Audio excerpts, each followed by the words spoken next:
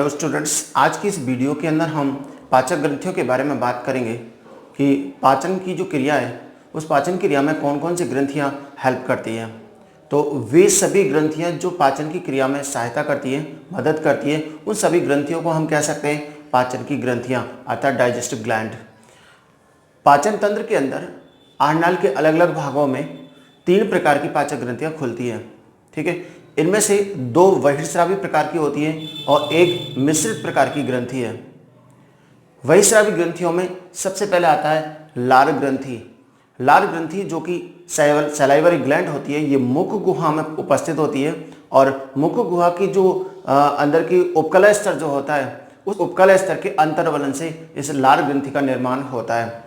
मनुष्य के मुख गुहा में 3 प्रकार की लार ग्रंथियां होती हैं, जबकि अन्य जंतु जैसे रैबिट वगैरह है उनमें 4 प्रकार की ग्रंथियां होती हैं जो कि ठीक है। तो मनुष्य के अंदर कुल 3 प्रकार की लार ग्रंथियां पाई जाती हैं, जिनमें से देखिए आप, ये सभी ग्रंथियां लार का स्रावन करती हैं। और लार ग्रंथि में सबसे पहले आता है अधोहनु ग्रंथि। अधो का मतलब होता है नीचे की ओर और हनु का मतलब होता है जबड़े। ठीक है, इसका मतलब ये जो दोनों जबड़े होते हैं ऊपर का और नीचे का, इन दोनों का जो जॉइंट होता है संधि स्थल वहां पर उपस्थित होती है। और इस ग्रंथि से निकलने वाली जो वाटसन नलिकाएं होती हैं, कौन सी वाटसन नलिकाएं होती हैं, इस नलिका आगे चल करके जो निचली जबड़े का जो इंसीजर टीथ होता है उस इंसीजर के पास जाकर के खुलती है। ठीक है ना। इसके अलावा जो अधोजिह्वा ग्रंथि होती है, अधोजिह्वा ग्रंथि निचले जबड़े में उपस्थित होगी। इसके द्वारा निकलने वाली जो रिविनस नलिका होती है वो निचले जबड़े के अधर भाग में और जीभ के जस्ट नीचे खुलती है। ठीक है, और जीभ का अग्रभाग यदि अपन उठा के देखें तो उसके जस्ट नीचे हल्के ब्लैक स्पॉट आपको नजर आते हैं और वो अधोजिह्वा ग्रंथि होती है, सबलिंगुअल ग्लैंड्स होती है। इसके द्वारा सबसे ज्यादा मात्रा में लार का स्रावन होता है। ठीक है, जबकि एक ग्रंथि और होती है जिसे बोलते हैं पैरोटिड। पैरोटिड जो होती है जिसे हम कर्णमूल ग्रंथि भी कह सकते हैं। ये जो कर्णमूल होती है ये कान की जड़ अर्थात कान की जस्ट यहां पर उपस्थित होती है। पैरोटिड जिसे श्रवण कोश के आधारीय भाग कह सकते हैं। तो श्रवण कोश के आधारीय भाग में उपस्थित ये ग्रंथि है जिससे निकलने वाली जो स्टेंसन नलिका होती है, ये स्टेंसन नलिका ऊपरी जबड़े के यानी ऊपर से ऊपरी जबड़े के आधार पर खुलती है। ठीक है, इस पैरोटिड ग्रंथि के द्वारा ही सबसे ज्यादा टॉयलिन एंजाइम का स्रावन होता है जो कि एक एमाइलेज प्रकृति का एंजाइम है। जब कभी वायरस का संक्रमण होता है तो ये जो ग्रंथि है वो फूल जाती है, सूजन इसके ग्रंथि में आ जाती है, जिसे हम कॉन्फेड रोग या गल स्वर रोग के नाम से भी जानते हैं। इस लार ग्रंथि के द्वारा जो लार का स्रावन होता है इसमें जल और अनेक एंजाइम जैसे लाइसोजाइम एंजाइम होते हैं और लाइसोजाइम के अलावा इसके अंदर टॉयलिन एंजाइम होता है। ठीक है, इसका जो पीएच है वो 6.8 अर्थात हल्का अम्लीय होगा। और लाइसोजाइम का जो मुख्य कार्य होता है वो भोजन के साथ आए हुए जो हानिकारक जीवाणु होते हैं उनको नष्ट करना, जबकि टॉयलिन एंजाइम एक एमाइलेज प्रकृति का एंजाइम है जो स्टार्च को माल्टोज में बदलता है, लेकिन मुख गुहा में भोजन कम समय तक रुकता है। अतः हम कह सकते हैं एमाइलेज या टॉयलिन एंजाइम के द्वारा स्टार्च का मुख गुहा में आंशिक पाचन होता है, यानी बहुत कम पाचन होता है। ठीक है, इसके बाद सेकंड नंबर की जो बहिर्स्रावी ग्रंथि है जिसे अपन बोलते हैं यकृत ग्रंथि। यकृत ग्रंथि सबसे बड़ी बहिर्स्रावी ग्रंथि होती है। यकृत ग्रंथि सबसे बड़ी बहिर्स्रावी ग्रंथि होती है, ये जो कि भ्रूणीय जनन स्तर गैस्ट्रुलेशन के समय बनने वाला जो 3 भ्रूणीय जनन स्तर होता है उस भ्रूणीय जनन स्तर में से जो सबसे अंदर की परत होती है जिसे अपन एंडोडर्म कहते हैं, तो ये यकृत एंडोडर्म द्वारा परिवर्धित एक रचना होती है। ठीक है, इसका जो वेट है लगभग 1.5 किलो का होता है, 1.5 kg, और इसका रंग जो होता है गहरा भूरा डार्क ब्राउन या चॉकलेटी कलर का होता है। ठीक है, जबकि ये एक द्विपिंड की रचना है, यानी मनुष्य के यकृत 2 पिंडों में बटा होता है जिन्हें दायां पिंड और बायां पिंड कहते हैं।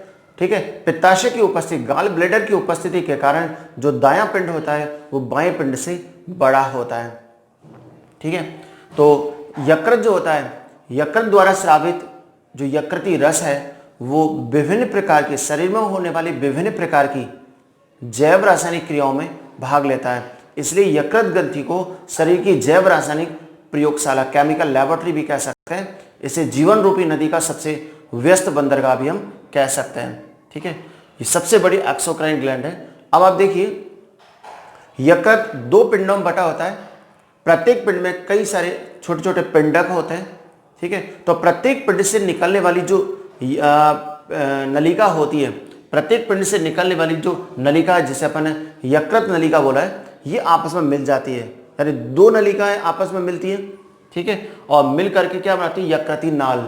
यकृती नाल जब आगे चलती है तो पित्ताशय से निकलने वाली जो सिस्टिक नलिका होती है, उस सिस्टिक नलिका से ये ऐड हो जाती है और बनाती है सहपित्त नाल, जिसे डक्टस कोलोडोकस के नाम से भी जानते हैं, जो ग्रहणी के समीपस्थ भाग में एक रंध्र द्वारा खुलता है।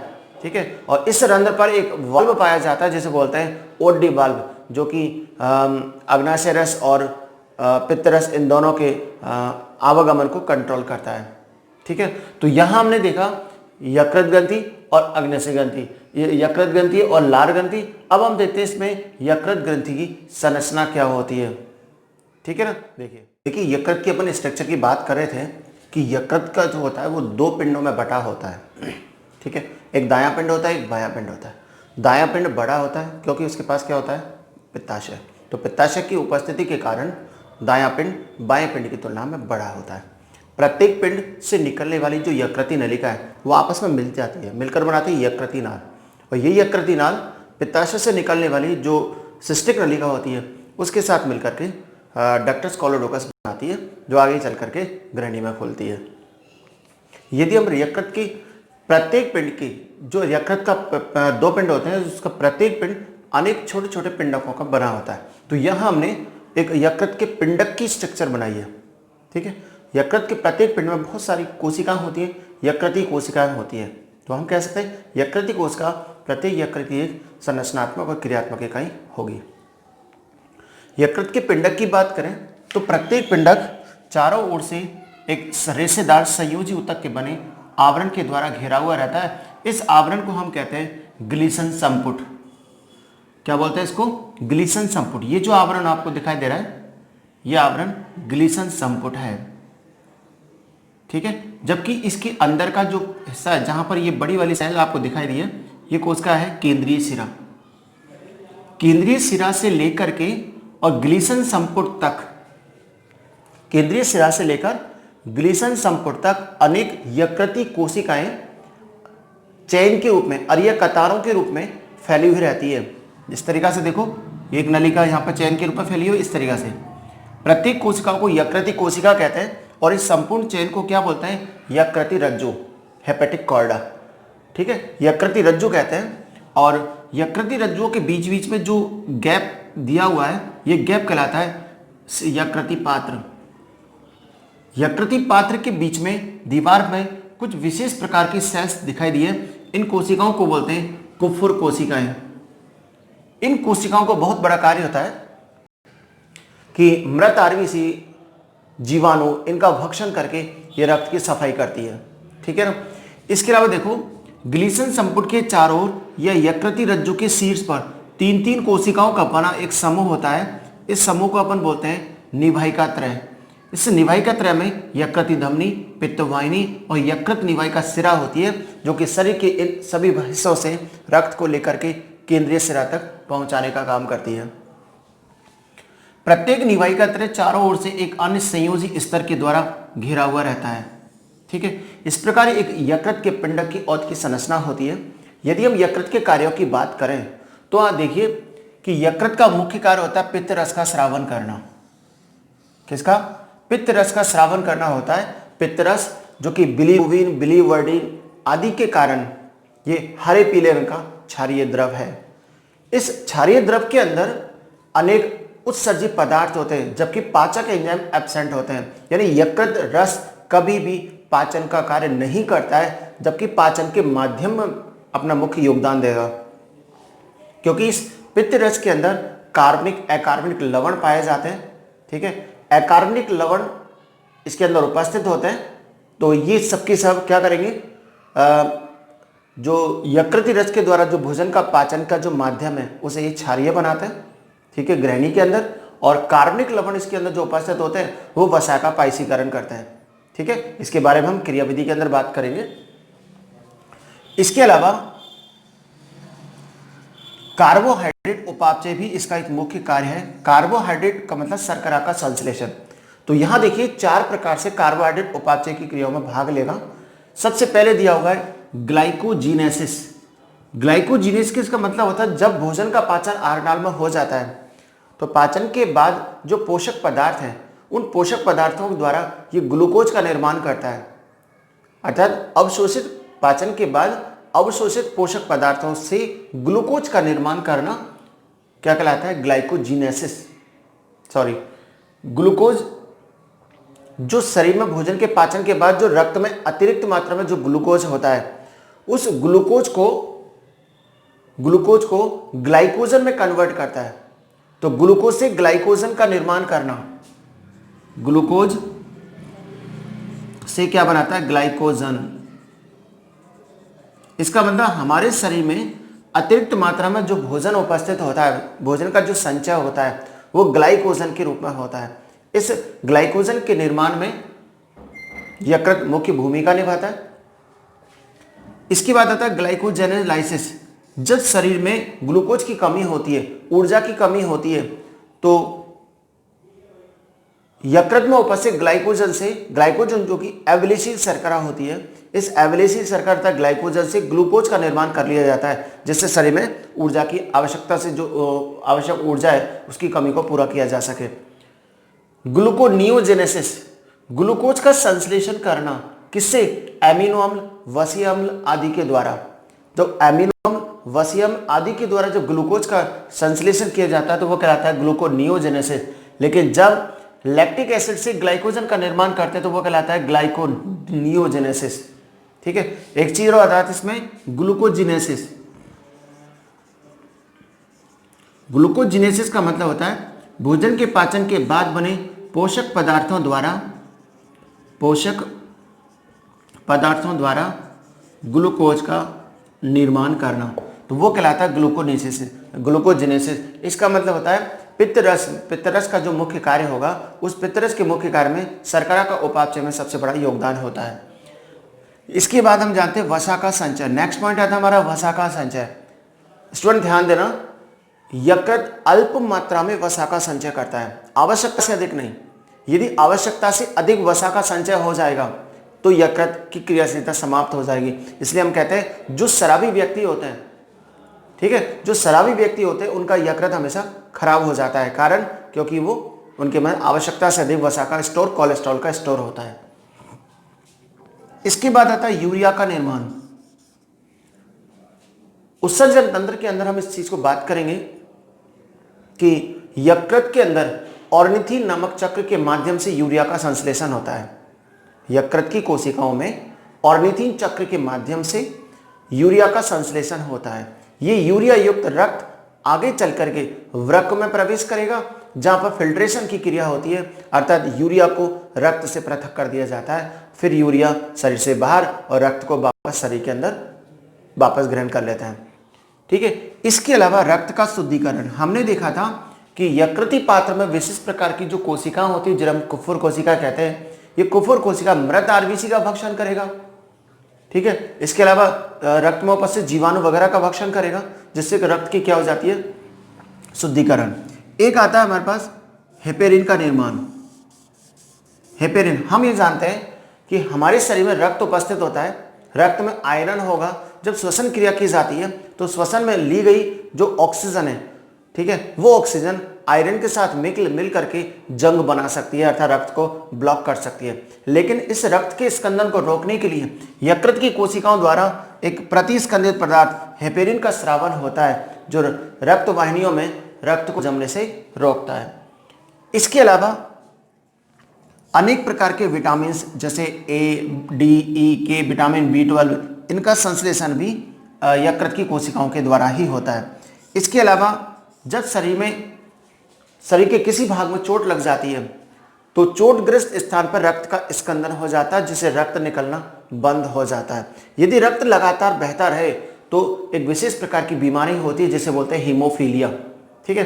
अतः हीमोफीलिया रोग से बचने के लिए यकृत के द्वारा प्रोथ्रोम्बिन, फाइब्रिनोजन आदि स्कंदित प्रोटीन का स्रावन होता है जो रक्त का स्कंदन करते हैं। इसके अलावा रक्त का निर्माण हम ही जानते हैं कि भ्रूणीय अवस्था में रक्त का निर्माण यकृत के अंदर होता है, जबकि जन्म के बाद वयस्क अवस्था में जो रक्त का निर्माण होगा वो अस्थि मज्जा के अंदर होता है। तो ये सब क्या है, इस रक्त के यकृत के कार्य होते हैं, ठीक है ना। अब इसके बाद हमारा आता है अग्नाशय ग्रंथि। तो आप देखिए इसको,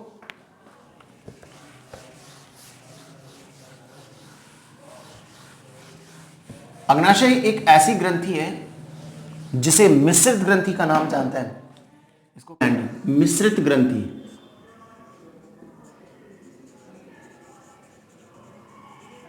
ठीक है ना। ये अनियमित आकार इसका अनियमित होगा। हम ये कह सकते हैं इसकी स्ट्रक्चर लीफ लाइक होती है, पर्ण के समान। ये पिंक कलर की होती है, गुलाबी रंग की होगी, पिंक कलर की ग्रंथि है। ये मिश्रित ग्रंथि है, इसका मतलब हुआ इसके दो हिस्से होते हैं, एक बहिस्रावी भाग, एक अंतःस्रावी भाग।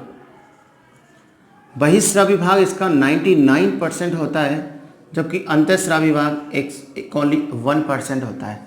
तो हमने बोला था यकृत ग्रंथि शरीर की सबसे बड़ी बहिस्रावी है, फर्स्ट लार्जेस्ट एक्सोक्राइन ग्लैंड कौन सी होती है, यकृत ग्रंथि। लेकिन अग्नाशय ग्रंथि का जो बहिस्रावी भाग है वो जो 90% ये सबसे ज़्यादा होता है, तो हम ये कह सकते हैं इसको सेकेंड लार्जेस्ट